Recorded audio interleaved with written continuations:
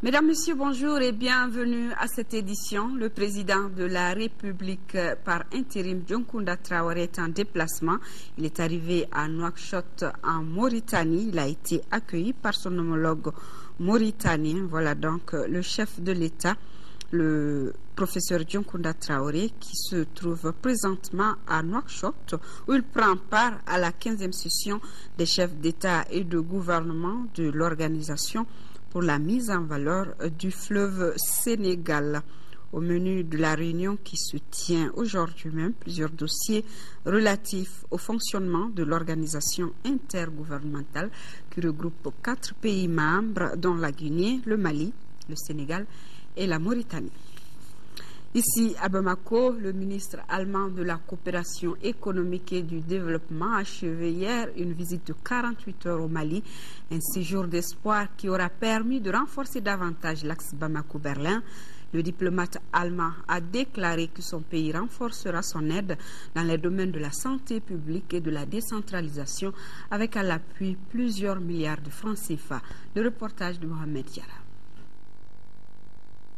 C'est un pas de plus vers la sortie de crise au Mali. L'Allemagne vient de décider de reprendre sa coopération avec notre pays. La nouvelle est d'autant bonne que ce pays ami va accentuer son appui dans le domaine de la santé publique et la décentralisation. Nous allons atteindre un niveau de 15 millions d'euros pour les différentes mesures, c'est-à-dire un programme qui contribuera aussi à la réconciliation.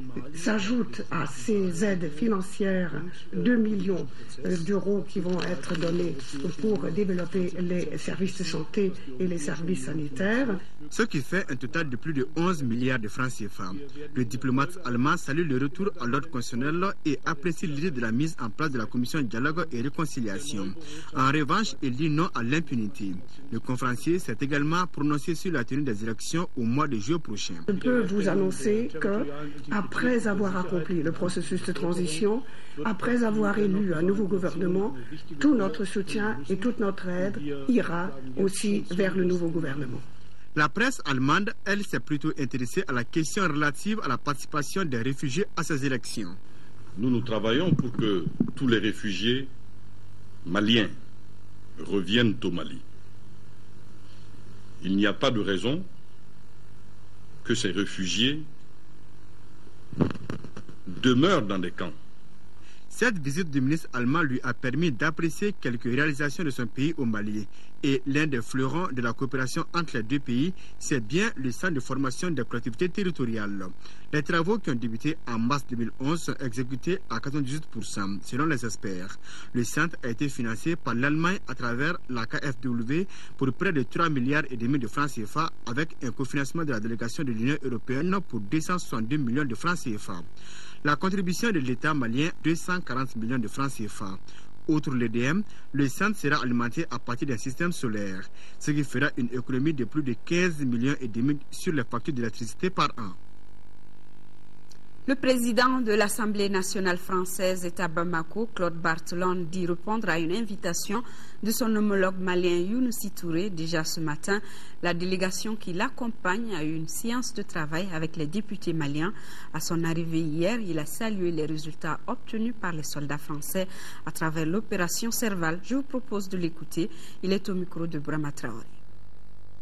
L'objet de ma visite, c'est d'abord de répondre à une invitation. J'avais eu l'occasion de recevoir mon homologue, mon collègue et un certain nombre de parlementaires du Mali qui m'avaient invité à venir voir comment l'Assemblée nationale française pouvait aider l'Assemblée nationale du Mali à avoir un complément de formation pour ses personnels, tenir compte de l'expertise législative qui est celle de l'Assemblée nationale française pour permettre d'améliorer le travail et la visibilité de la représentation des peuples.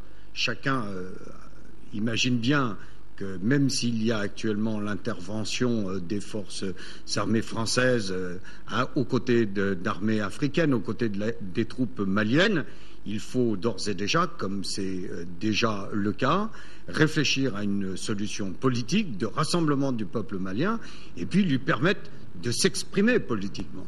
Et le moment où il aura à s'exprimer au cours d'élections, il y aura besoin d'une Assemblée nationale qui puisse démontrer qu'elle est en mesure de voter la loi, de l'évaluer, de la contrôler et de faire entendre les soucis, les rêves et les attentes du peuple malien. S'il n'y avait pas eu la possibilité et le courage des Français d'intervenir après la décision qui a été prise par le président Hollande, l'on ne sait pas exactement s'il y aurait encore un Mali.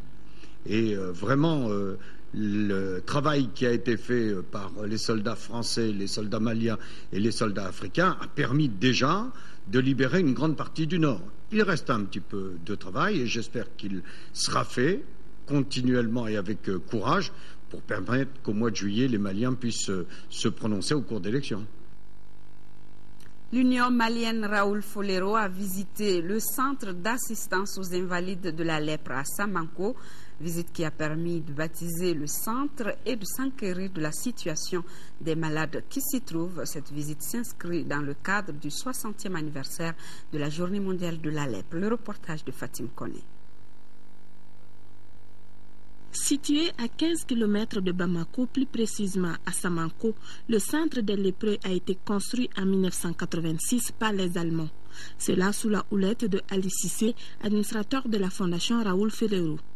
À l'occasion de la 60e journée mondiale de la lèpre, l'Union malienne Raoul Folero a décidé de rendre hommage au premier administrateur de la Fondation. Pour ce faire, la maison des malades de la lèpre s'appelle désormais Centre d'assistance aux invalides de la lèpre Ali Cissé. Ali Cissé, un grand homme qui a consacré toute sa vie au soutien de ces personnes malades de la lèpre. Donc c'est un grand signe de reconnaissance pour nous aujourd'hui. L'objectif de la journée d'abord c'est dire aux gens que la lèpre peut se guérir comme toute maladie et qu'elle n'est pas encore terminée, il faut être vigilant.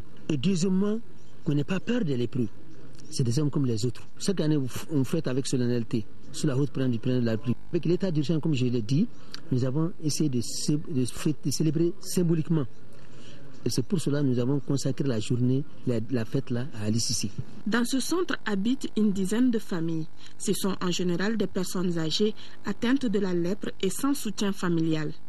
Ici, les malades sont pris en charge par l'Union malienne Raoul Folero. Ils ont même un vestibule pour se récréer, échanger, afin d'éviter de vivre dans la solitude comme l'a voulu Ali Cissé de son vivant. Le Lions Club International vient de lancer à Sikasso une vaste campagne de consultation, d'opérations oculaires et de distribution de lunettes. La cérémonie de lancement a eu lieu au stade Babemba Traoré sous la présidence du gouverneur de région. Le compte-rendu depuis Sikasso de Sekou Konati. En initiant la présente campagne de consultation, d'opération de la cataracte et de distribution gratuite de lunettes, le Lions Club International et ses partenaires restent fidèles à un engagement, celui de lutter efficacement contre la cécité. La cécité est un problème majeur de santé publique au Mali et le Lions Club International, à travers sa fondation SAIFEG, intervient dans le domaine de la lutte contre la cécité à travers le financement des projets de lutte contre les maladies cécitantes, le renforcement du plateau technique et le développement des ressources humaines. Ainsi, plus de 3000 personnes bénéficieront de cette initiative, 100 opérations de cataracte jour, 1000 consultations gratuites et plus de 3000 paires de lunettes à distribuer. Une aubaine pour les autorités communales.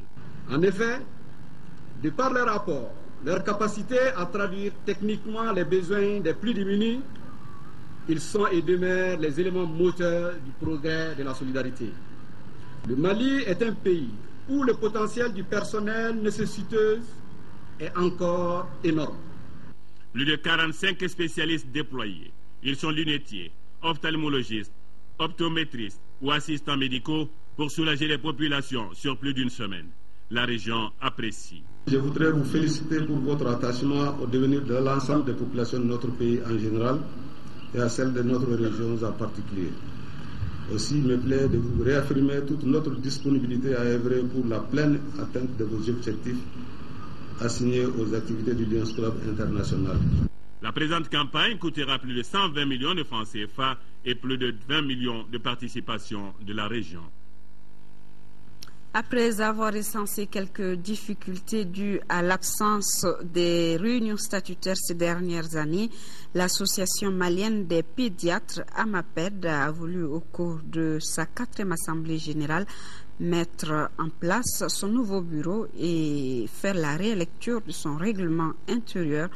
Cette association veut regrouper tous les pédiatres et autres professions s'occupant de la santé des enfants pour organiser dans l'avenir des consultations pédiatriques gratuites. Elle entend également avoir des partenaires avec les autorités et les organisations internationales qui travaillent pour le bien-être des enfants. C'est donc l'association malienne des pédiatres au cours de sa 4e assemblée générale. Actualité hors de chez nous, environnement. Au Gabon, les autorités sont mobilisées pour la préservation des tortues marines.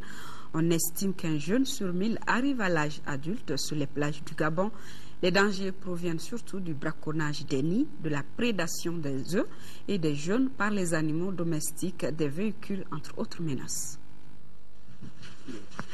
Cette nuit-là, c'est une drôle d'expédition qui débarque sur cette plage près de Libreville. Guidés par une équipe de scientifiques, ces jeunes guettent la rencontre tant espérée. Quelques minutes de marche dans le noir et c'est le moment magique. Les bébés tortues surgissent hors du nid. Tout va bien s'empêche avec les lumières. Vous avez marché combien de temps avant de les redécouvrir? 10 minutes. C'est une grande chance, c'est la première fois que je vis ça, c'est très beau. C'est magnifique. Une à une, avec précaution, les petites tortues sont comptées. Elles seront relâchées, pas en mer, non, sur le sable. Elles doivent s'imprégner de la plage où adultes, elles pondront à leur tour. Là, on a 27 bébés. Normalement, c'est pas tout le nid qui a éclos. Parce qu'il y a des œufs qui vont éclore encore. Pour cette espèce, la lutte, elle fait au maximum 100 œufs. Une fois libres, c'est seules qu'elles vont à la mer. Leur premier pas, exposé aux prédateurs, oiseaux, crabes. Chaque année, c'est un rituel. D'octobre à mars, les tortues luttes viennent pondre sur les plages du Gabon. Mais elles sont de moins en moins nombreuses. Car d'autres ennemis sont apparus. Les chiens errants, la pollution, la montée des eaux qui réduit la plage et les braconniers qui leur laissent peu de chance. C'est surtout dû à l'implantation de communautés non autochtones, notamment étrangères, qui ont commencé à chasser et à capturer ces tortues et à y prélever des nids, les œufs en quantité inquiétante. Ici, on se bat pour préserver cette espèce protégée mais si fragile. Il faut sensibiliser, nettoyer la plage pour que les générations à venir profitent à leur tour de la magie de ce spectacle, pour que le Gabon reste le premier site au monde où les tortues viennent pondre. Voilà, protégeons donc ces espèces. L'effet marquant de l'actualité dans le monde, c'est le décès suspect du milliardaire russe en Grande-Bretagne. Nous ferons un tour en Italie et aussi au Brésil. Un opposant à Vladimir Poutine retrouvé mort samedi. Boris Berezovsky vivait à Londres avec le statut de réfugié politique. Sa mort reste inexpliquée et fait l'objet d'une enquête de la police scientifique. Après avoir été l'éminence grise du président Eltsine, il était tombé en disgrâce à l'arrivée de Vladimir Poutine. Le milliardaire aurait perdu beaucoup d'argent ces dernières années, ce qui, selon son avocat, l'aurait poussé au suicide. Silvio Berlusconi reste leur idole. Des dizaines de milliers de manifestants ont apporté leur soutien à l'ex-chef du gouvernement italien, qui leur a demandé samedi à Rome de se préparer à une nouvelle campagne électorale. Un scénario qui pourrait se produire si la coalition de gauche ne parvient pas à former un gouvernement. Fin février, les législatives l'avaient mené au pouvoir, mais sans majorité absolue, juste devant la coalition de droite menée par Berlusconi. Première grande cérémonie pour le pape François. Il a célébré la messe pour le dimanche des Rameaux qui marque le début de la Semaine Sainte commémorant l'entrée du Christ à Jérusalem. Le nouveau pape a invité ses fidèles à être joyeux. Il a également annoncé qu'il se rendrait aux Journées mondiales de la jeunesse programmées en juillet au Brésil. Les Aigles du Mali ont pris ce dimanche les 3 points de la 3e journée des éliminatoires de la Coupe du Monde 2014. En battant le Rwanda 2-1, cette victoire permet aux Aigles de se relancer dans la course pour la qualification au Mondial 2014. Ils occupent désormais la tête de leur groupe avec 6 points en attendant le match Algérie-Benin prévu demain mardi. Khalifa Traoré.